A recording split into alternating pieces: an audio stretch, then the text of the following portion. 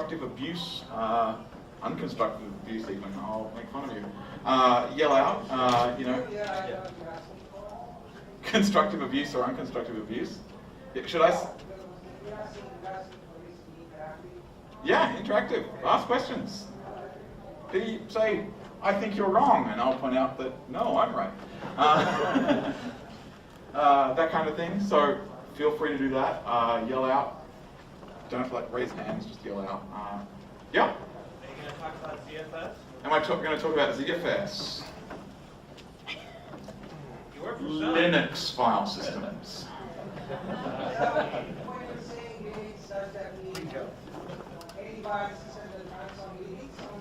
So I know a lot about various other file systems that aren't popular on Linux or in Fuse. So I will talk about any file system and make fun of a lot of them. So ZFS comes in a little bit and kind of it's not on Linux, so therefore it's irrelevant to the whole talk. But you can ask my other views on it generally as a file system in the abstract context if you want. And yes, I do work for Sun. I work on Drizzle. I am not a Solaris or file systems guy at Sun. I work on a database. Previously, for the full disclaimer, when I start saying nice things about XofS, yes, I did used to work at SGI, but I liked XofS before that, so it didn't influence my feelings in any way. Cool. So, the following platforms are irrelevant. Did you get the talk? It was like Linux file systems. So Windows, of course, is irrelevant because no one deploys sanely on it. OS X is irrelevant because its fsync is a no-op, and its file system is single-threaded. And no one will deploy production stuff on it unless they're really Mac heads. Solaris here is, there's a whole bunch of market for it, but I'm talking about Linux file systems. And FreeBSD, well, it's not Linux. But it also is interesting because of a lot of other things are converging in FreeBSD trees. So along with FFS on FreeBSD, you do also have an XFS port and a ZFS port. So that's kind of an interesting thing from that perspective. So at least in the context of this talk, we can talk about various things. So what about file systems on Linux? Who is almost exclusively Linux or if not exclusively Linux? Who's not? What platforms? Solaris. Solaris? Windows. Windows? Yep. So you get stuck with NTFS. I'm sorry. Not as sorry as anyone who says Mac and HFS+. But, Solaris? Cool. So this will be a comparison for what the state is on Linux, state of the art is on Linux. These are roughly a list of file systems that you'll hear in common discussion on Linux. So do we have any X2 core users? I'd go ext2, ext2. No? Interesting. No, Mark's in the room. ext3. Only because it's the default. Any brave souls who are relying on ext4 yet? In production?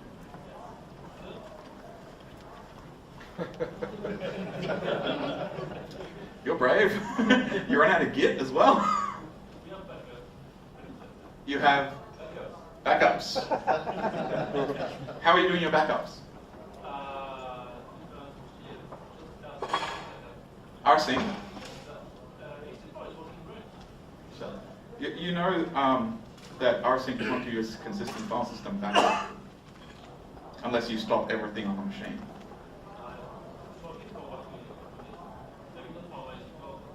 Yeah. So a very amusing thing about file systems, unless you're taking a snapshot, and the snapshot is consistent, and you read from it, and you're doing I/O on that drive at the time of taking the backup, your backups aren't consistent, right? Odds are it's corrupted or missing stuff. Think about it. Just because of the fact that mostly all works for someone, and the restore case, no one ever really tests it. So that's an interesting thing for you to think about. What journaling mode do ext3 people operate in?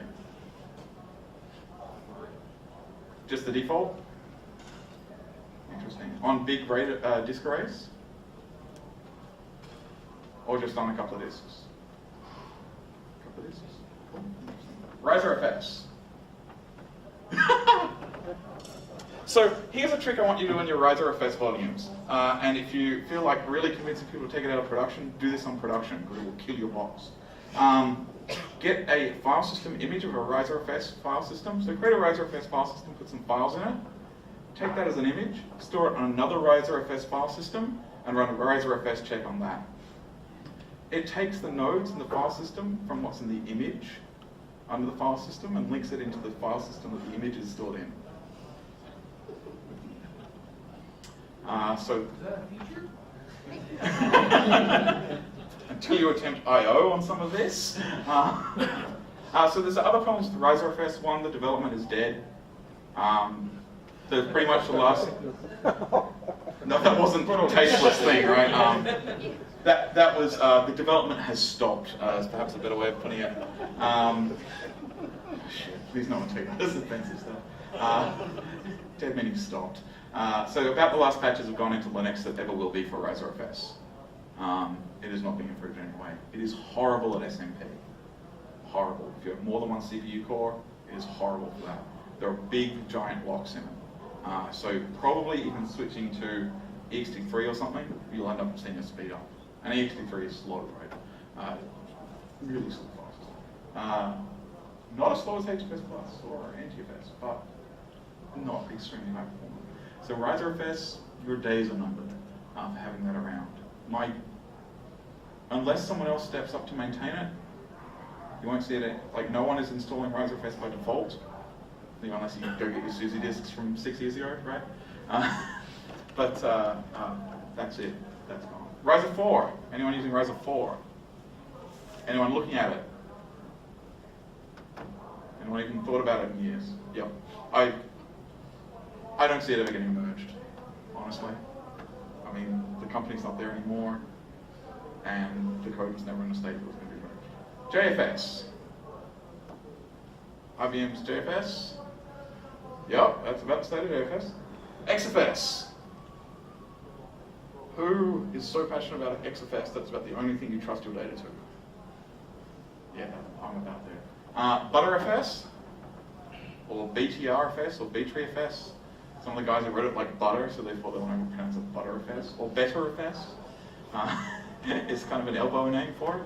Anyone been following BetterFS development? So it's actually a copy on write file system. It's a sort of like log structured kind of thing, but not really log. It's copy on write. It has some really nice performance characteristics.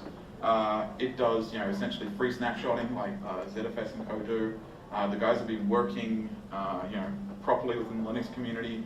There is like experimental versions in the current kernel tree now. So it will be merged. There's bugs in ButterFS still, like space conditions aren't handled all the time. They're deleting snapshots and a few things. But one of the really cool things, if you ever want to try this out, you can take an ext3 volume and they have a converter tool. So it will write in the free space of the ext3 volume the ButterFS file system structure, and then it will import your data into that, so it's normal files in the ButterFS volume. But it will also create a snapshot that contains a file system snapshot image of your old ext3 file system. So you can mount your old ext3 file system loop back and compare it against the ButterFS copy to see if that's all consistent. And so you can keep that on in security. And so it's also easy to migrate back to how your ext3 file system was before you converted to ButterFS. So that's a pretty cool tool for them. They have a bunch of different modes for things, like because it's copy on write. That tends to suck for databases. So you can mount it so it doesn't do copy and write for data blocks and stuff like that. But that's pretty cool. NFS, who uses a lot of NFS? Yeah. I mean, NFS is like the bastard child of Unix.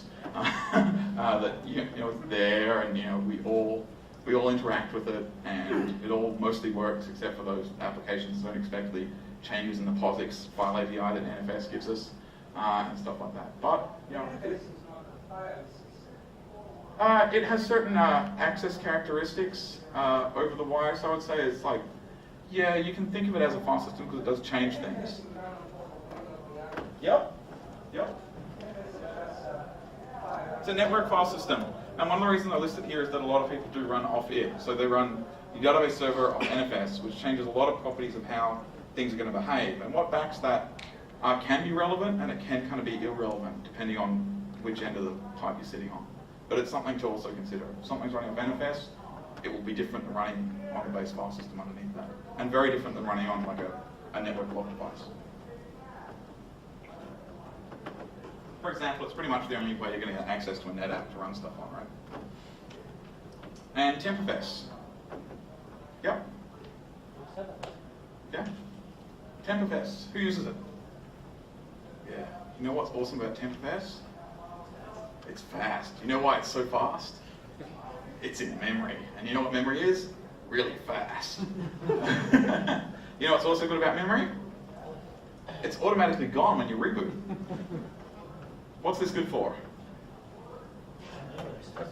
Temporary stuff, yeah. Think temporary tables could be really interesting to put inside XofS.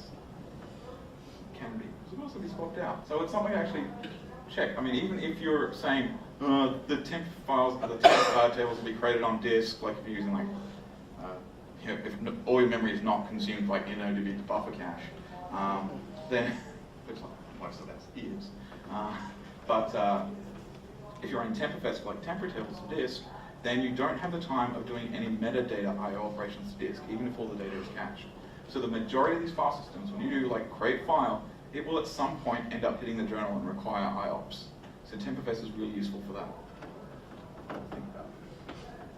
Or this is something why ext2 is also useful. It's much lower. So, for database, GFS, as in the Google file system, or global file system. Yeah. Anyone run a database on it?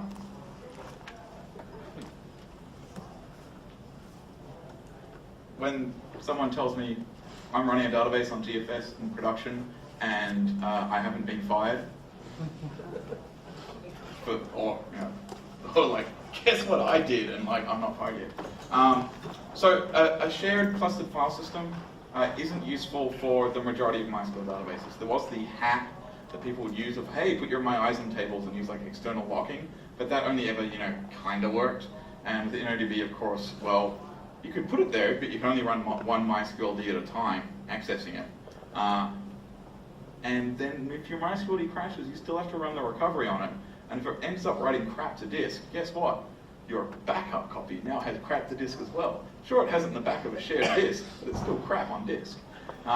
So it does not at all prevent you from like file system bugs in the database. And also you then have the overhead of a clustered file system. And I can tell you now, clustered file systems are of course bug-free. And they're also perform brilliantly for database workloads. No. They're designed for specific things like the Red Hat, like GFS, mostly using high computing workloads, high performance computing workloads, and some other things around there. That's where I most often hear about it.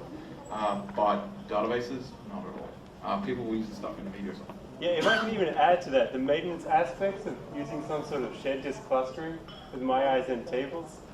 If you do any alter table commands or things like that, because of the way that the table cache works, you have to remember to flush tables.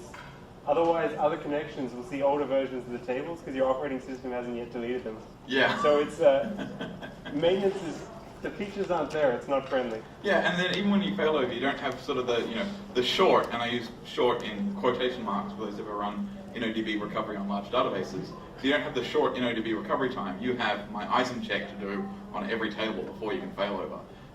So, is it practical for anyone's application? Would anyone even consider using it? No. I'm not sure why the external locking stuff is still there. Most people disable it in the config file, so then it will save, of course, calls out to the operating system through file locking, which will be expensive, especially on a clustered file system. That's what kills your performance.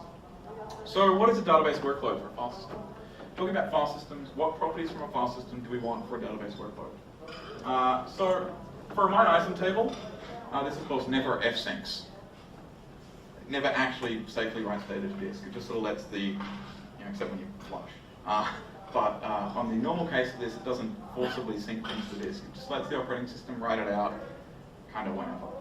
You also have, if you're adding data to MyISM files, so increasing the space, you have slowly increasing files. So you The ideal things for disk, of course, for spinning Rust, is you want things to happen sequentially.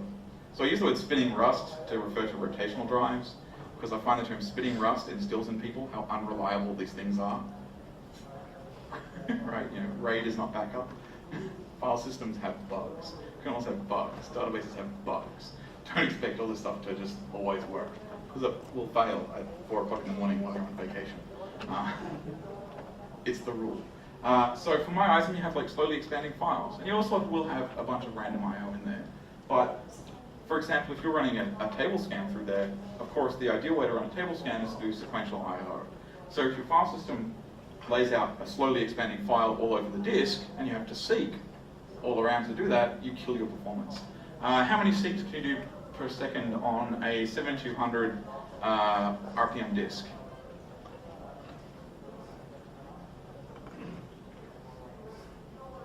You can do about 100 IOPS. Yeah, about like 100 IOPS. 10K RPM? Yeah, maybe 150? 15K? 200? What can you do from your RAM chips? Billions. The analysis lecturers think of a disk seek as the most expensive thing on your computer. You can waste millions and millions and millions of CPU cycles to save disk seek, and you've already saved time. If you think of getting something from RAM is like picking something off the table. Getting something from disk is like walking down the street to the shops. That's the time difference. This is a memory, disk is down the street. And I mean like down the street to the shops in like this area of California. So it means blocks. You know, you're away for a long time.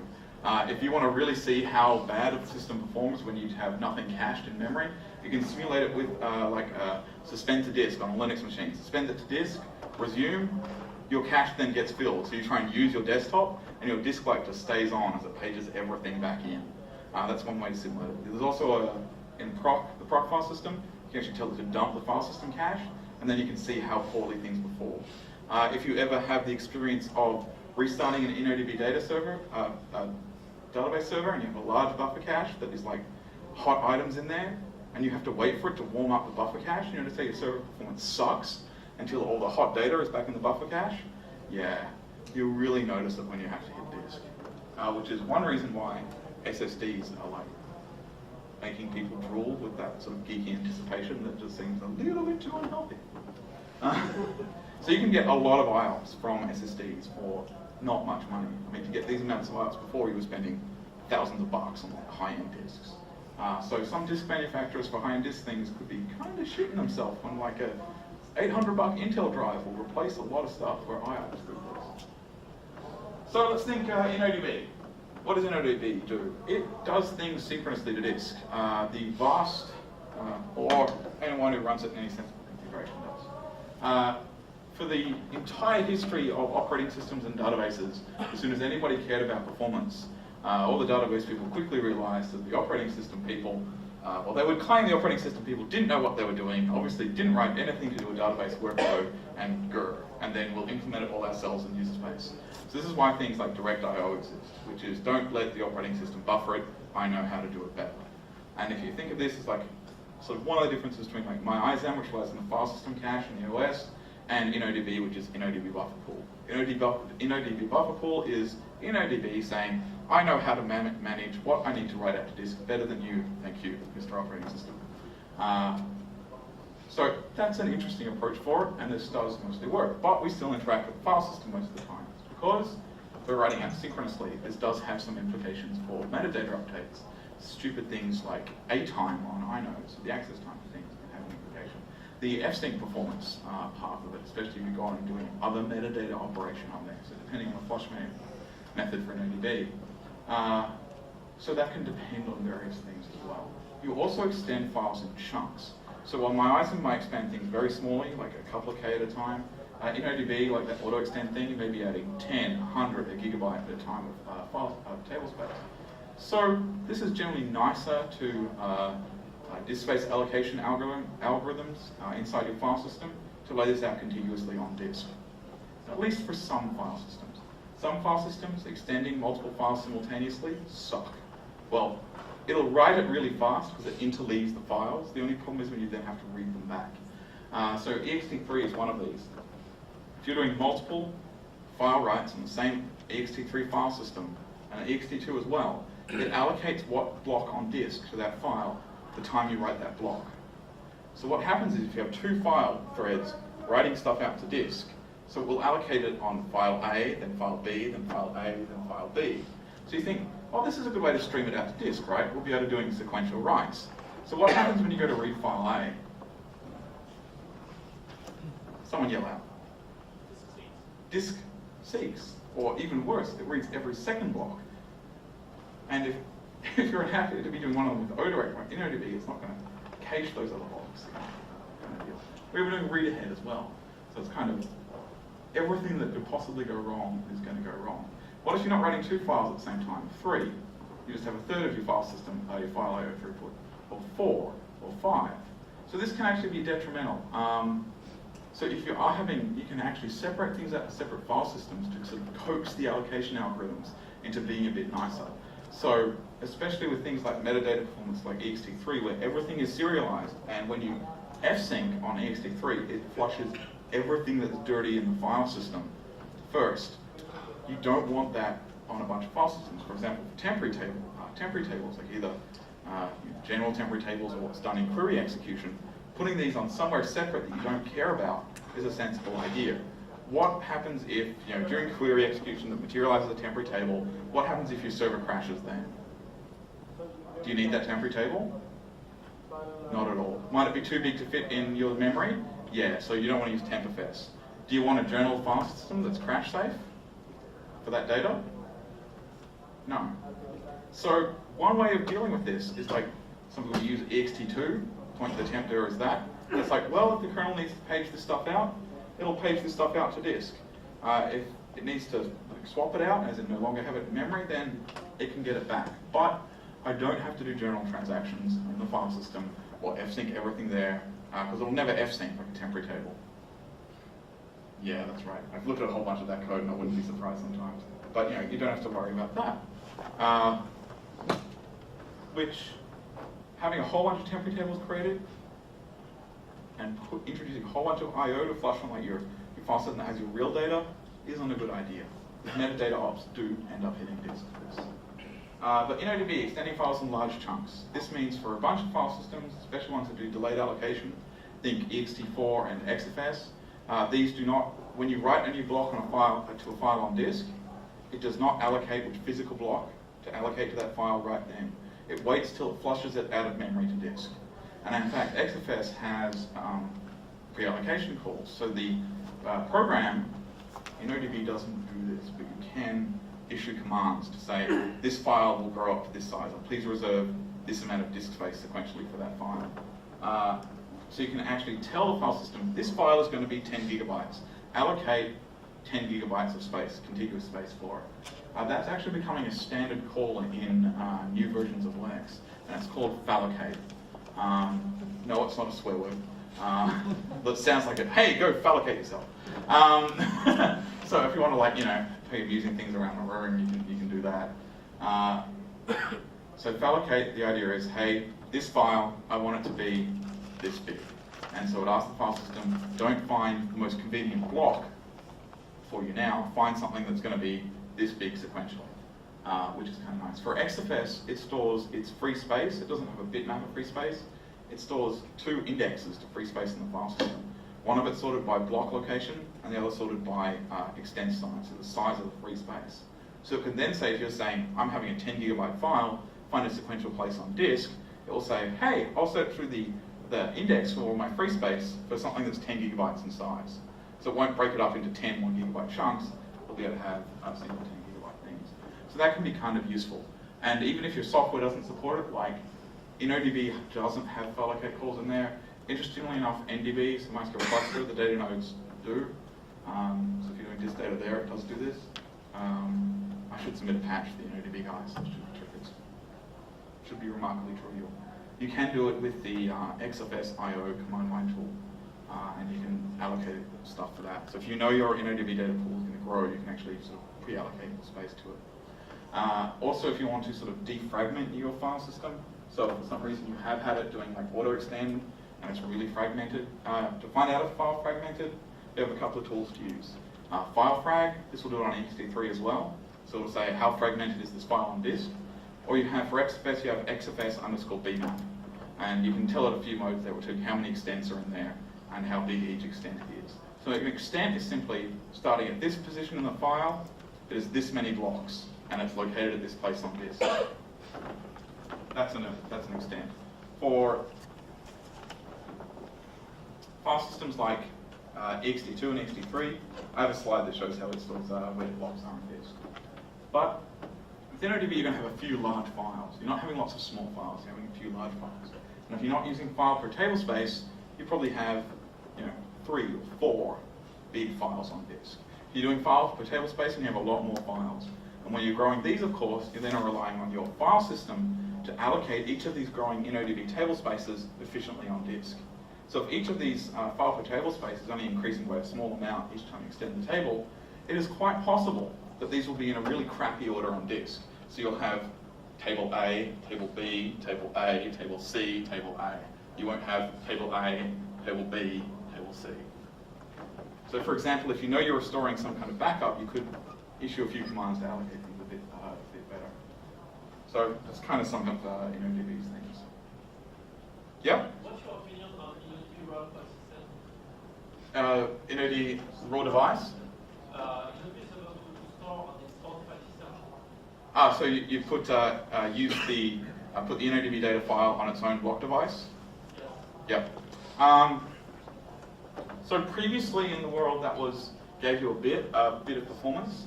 It depends on the file system you'd otherwise host it on. Like ext3 and stuff can do it for when you're having metadata ops going on. The Linux I/O layers end up being like the fact once you already have in memory where a block in memory is mapped on disk, it is essentially no difference. The only difference you ever have is metadata operation of the file system. For example, saying if you need to load block 100 from this file and it's not already cached in memory, finding out where that is on disk, that's file system dependent. Or having fsyncs and other things going on and other files being extended, that. Otherwise there is no difference. There's little difference. There is an admin overhead of remember not to MKFS that volume, it's being used by InnoDB, because no one will ever make that mistake.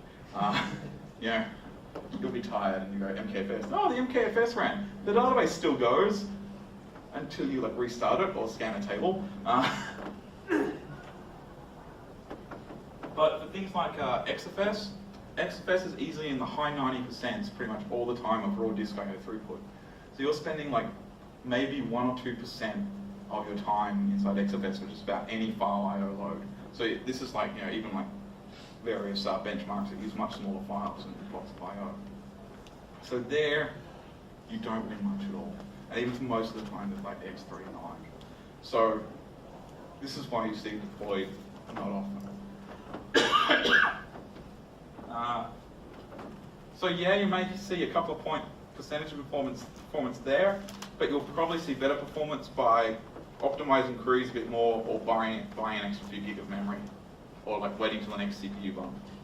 The admin overhead of remembering that disk is not to be MKFS'd, or that it's actually there, or to back it up, or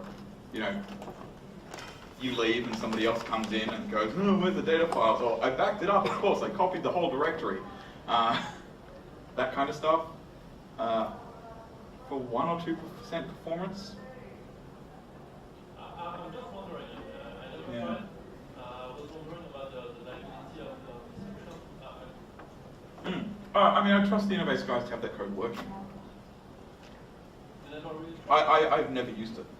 Never tried. Every single other benchmark to do random I/O inside files, doing it on top of the raw device, and I compare it that way, and there's never been a difference. Especially on XofS. Yeah, I have a different thought. I think Heavy Dragons with that feature, I don't know enough people using it. That is actually a very good point of, there's not a lot of people using it, so perhaps bit rot has significantly set in. Definitely earlier Solaris, this was a big thing for databases. And, Oracle does it a lot. Deal with Oracle. But, that was mostly written how many years ago now? Decades now. Yeah, Heavy Dragons. I'm sure I'm sure the Innovate guys would happily take the support money to fix the bugs, and so would Percona, and so would a few other people, right? So, personally, I like to use well-run code by a lot of other people for stuff I really rely on. Why? Because odds are they've found most of the bugs before me. Especially as a software developer, you spend lots of years fixing bugs. What do I say? It's software, none of this shit works.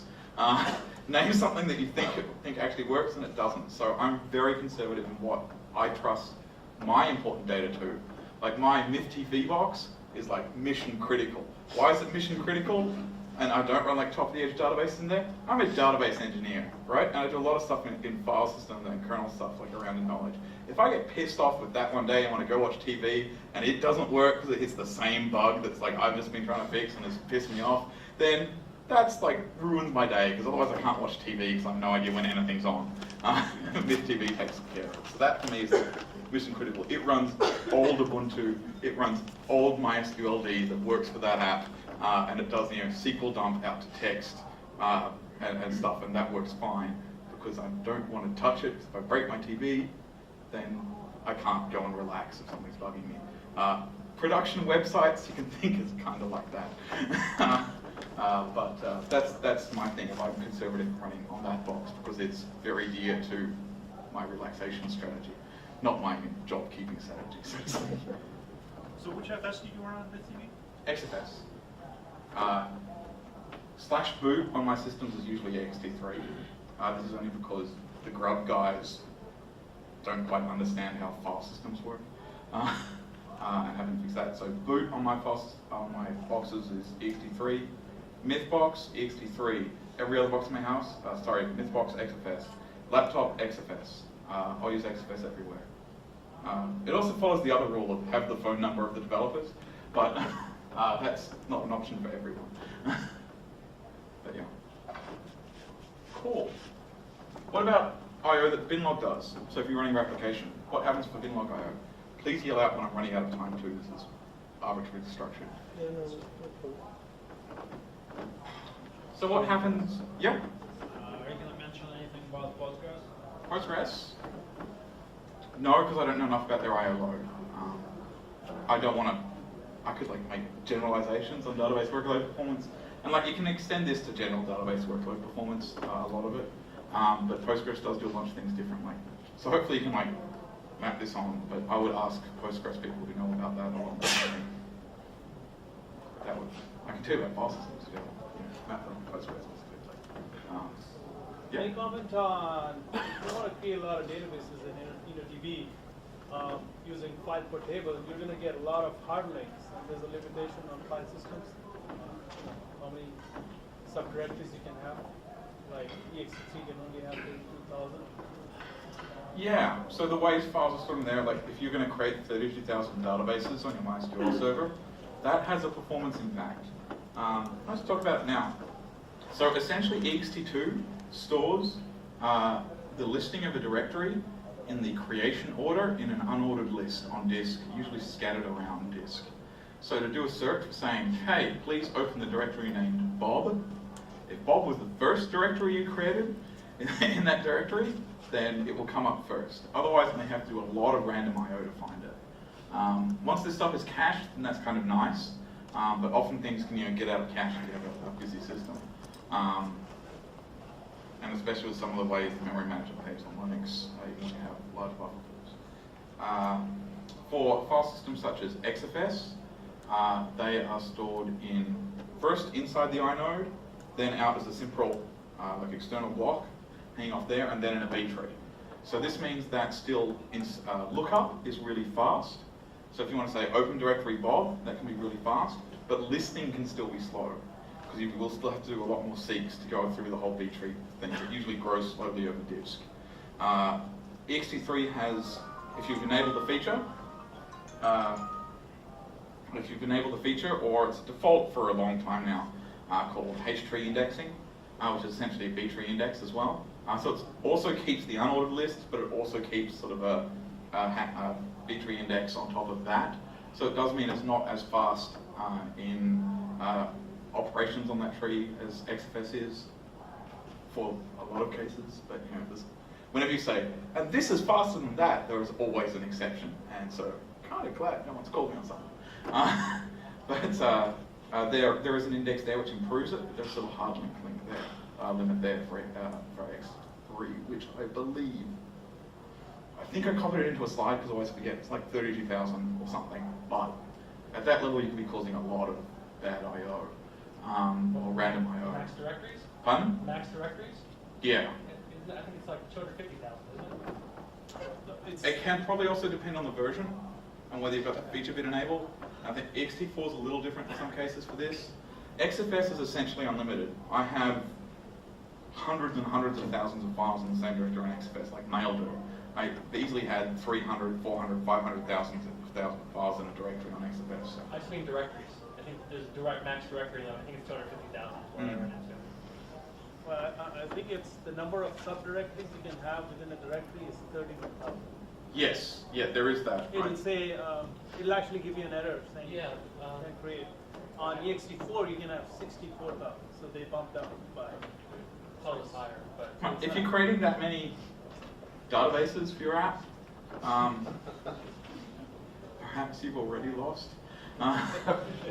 It's not, to be too insulting on it, but that's something that is impacted by the file system performance, and none of them is really like XofS makes it better, and ext4 makes it better, you can say, but it's not awesome. So you may, in that case, want to almost like partition it out between a couple of machines, or kind of redesign the app. Yep. So I know you're running out of time a bit, so I just wanted to ask, a lot of us here are here for, obviously, database. And you're talking about ext3 being the standard for a lot of us running Red Hat and CentOS. Yep. And here you're saying that XofS is a really good alternative. Can you just talk a little bit about the pros and cons of both? Any negatives to XofS over ext3 and possibly versions of XofS that you recommend? So generally, the latest version of everything is always the least bug-free. I mean, ext3 and XofS both have bugs. Why don't you upgrade your FTP box then? How do I upgrade my FTP box? Why don't you? Why don't I? Everything recent is bug-free. Because I don't hit those bugs. I mean, usually they're all corner cases, right? It was basic things like writing a file sequentially and reading it sequentially, which is playing back and recording TV. I would have hit it, but there's like real corner cases. I've been meeting to gather a few people together and write how to write file I/O programs conservatively to not hit the common case of file system bugs. Basically means don't do anything. Like for the various examples for ext3 versus XofS, one downside of XofS, especially for like Red Hat and like CentOS. Well, Red Hat users especially, CentOS community, yay. Red Hat doesn't support it. They don't build it into their kernels, and they won't provide you support on it. That is certainly a downside. If you're paying support from an OS vendor, using something that's supported by them is usually a benefit because you'll still get your questions answered and that kind of department. People who run other operating systems, just say, CentOS or Fedora or Debian or Ubuntu, they have the choice and people support it anyway. The likelihood of hitting a file system bug, like with the stable file systems, so just to say X2, X3, XofS, is close to 0. But especially if you're trying something new, new in my file system categorization is something that's less than 10 years old. If it's 10 years old, odds are you'll never hit a bug. Other people's rules are saying 5 years old. Mine's 10. Specifically to databases? Specifically for databases, the big things come up, like the number of subdirectories you can have for databases, if you care there, and then it's the overhead of doing a block lookup as well as the metadata ops, depending on if you partition things out onto disks. So, as a table that uses indexes. So you recommend the bin logs should be on another drive? That is a good way to get around a bunch of the stuff. Just put it on a separate file system, especially for getting around some of the ext3 problems there. That can be it. I haven't, how much you can prove this, it depends on your workload as well. And if you care about things crashing. I was just going to say the downside of moving stuff around like that is it makes LVM snapshots harder.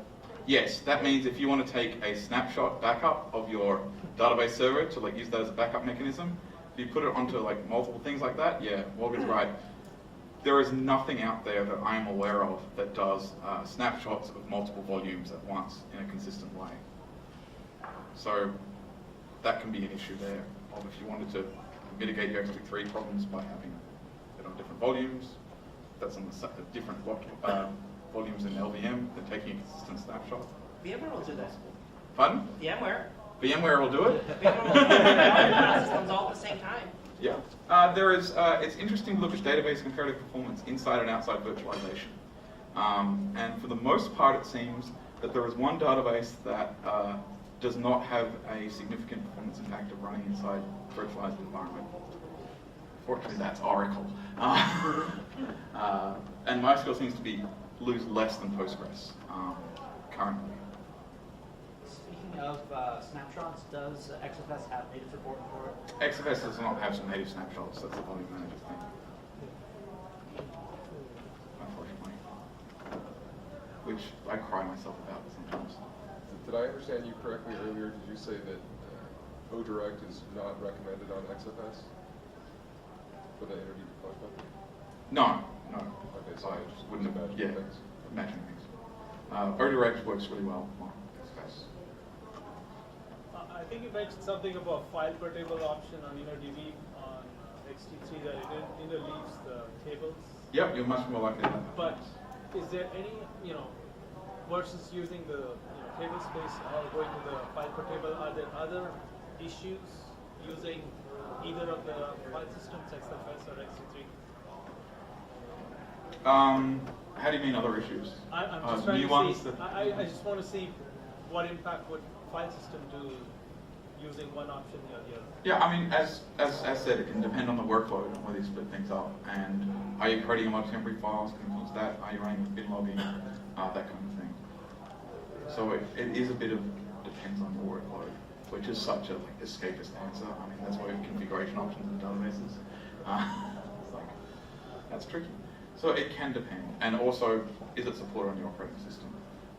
One of the things that hopefully has got through this is some of the different performance characteristics. And some of the differences, it's going into one or the other. Name a file system, it's quite easy to find a lot of people who say it's the best thing since sliced bread, and a whole bunch of people who say it's the worst thing since being punched in the face. Like operating systems. So there really is that. Experience, personal experience as well, or who supports it, and workload. But there are some definite advantages to some workloads. XT3's default, everyone uses it, so guess what? Probably most of the bugs are gone, except they're not. And there's some other things in there with write cache that I think we're out of time to talk about too much about fsync and write cache. But hopefully that's a little bit of an idea. Come around, ask me more, we can talk a lot more.